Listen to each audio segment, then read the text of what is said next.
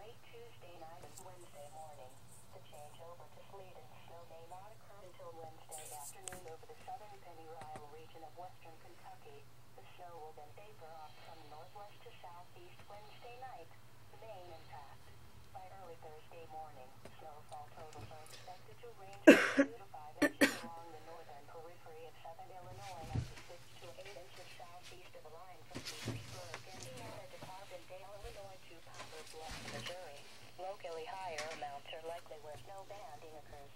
As much as 1 inch of sleet may fall prior to the snow, particularly across western Kentucky and far southeast Missouri. Other impacts.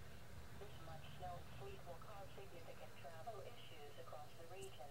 Isolated power outages will also be possible.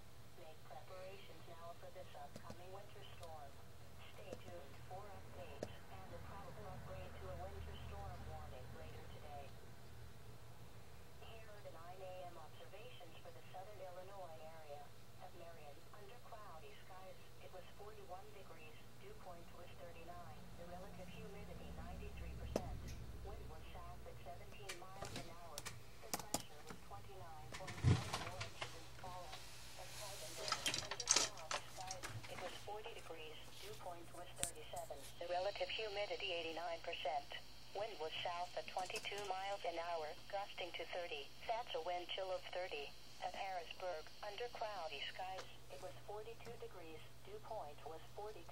The relative humidity 99%. Wind was south at 15 miles an hour. And now, some additional observations of Metropolis.